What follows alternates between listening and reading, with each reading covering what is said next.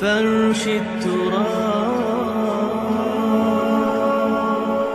يضمني. حقیقی ایمان. اب یہاں زمین و آسمان کا فرق آ جائے گا. ایمان دل میں اتر جائے تو کون نہیں جانتا کہ دل میں جو بات اتر جائے وہ عمل پر ضرور اثر انداز ہوتی ہے. یہ بات سیدھی سی ہے. دل میں یقین ہو عمل اس کے مطابق ہوگا. 2 اور 2 4 کی طرح مثالیں دے دوں آپ کو. آپ کو یقین ہے آگ جلاتی ہے, آپ ہاتھ ڈالتے ہیں اس میں. کیوں؟ یقین ہے کہ جلاتی ہے, لہذا کوئی شخص ہاتھ نہیں ڈالے گا. غلطی سے پڑ جائے تو پڑ جائے, جان بوجھ کے کون ڈالے گا. اچھا, میں بلکہ یہاں تک کہا کرتا ہوں کہ یقین تو بڑی دور کی شے ہے. گمان بھی ہو, گمان, اس کا نتیجہ بھی عمل میں نکل آتا. کون شخص نہیں جانتا کہ سارے سانپ زہریلے نہیں ہوتے؟ معلوم ہے نا. لیکن جو سانپ ہے پتہ نہیں کم بخت یہ زہریلا ہو, ہے کہ نہیں؟ یقین نہیں ہے کہ یہ زہریلا ہے. ہو سکتا ہے کہ زہریلا ہو, صرف زن ہے نا, آپ قریب پھٹکتے ہیں اس کے. معلوم ہوا کہ یقین تو بڑی شے ہے. وہ تو میں نے اقبال کے آپ کو شعر سنایا بارہا. یقین پیدا کرے ناداں یقین سے ہاتھ آتی ہے, وہ درویشی کے جس کے سامنے جھکتی ہے فغفوری. یہ اولیاء اللہ کون تھے؟ صاحب یقین ہی تو تھے. اور کون تھے؟ جن کے سامنے بادشاہ جھکتے تھے. شیخ عبد القدوس گنگوہی رحمت اللہ علیہ کس زمانے میں تھے؟ یہ ابراہیم لودھی اور اکبر کا زمانہ, بابر کا زمانہ, جب جنگ ہوئی ان کے مابین. ابراہیم لودھی چل کر آیا ہے کہ بابر آ گیا ہے, میں جا رہا ہوں مقابلے کے لیے, پانی پت کی پہلی جنگ ہونے والی ہے, میرے لیے دعا کر دیجئے. فرماتے ہیں ذرا ہٹ جاؤ, ہماری دھوپ چھوڑ دو. دعا نہیں کی اور وہ شکست اس نے کھائی, مارا گیا.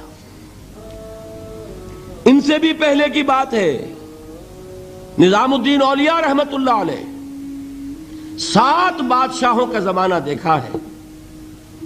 کسی بادشاہ سے ملنے کا تو خیر سوال ہی نہیں, اس کے پاس جانے کا سوال نہیں, کسی کو اجازت نہیں دی حاضر ہونے کی.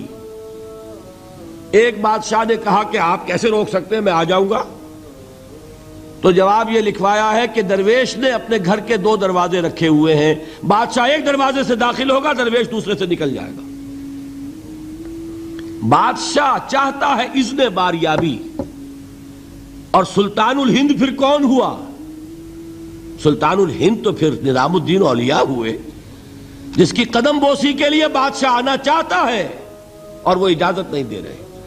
اس لیے ان کا نام ہے سلطان الہند, حضرت نظام الدین اولیاء رحمت اللہ علیہ. تو یہ جان لیجئے. ایک اور کا واقعہ ابو علی قلندر کا.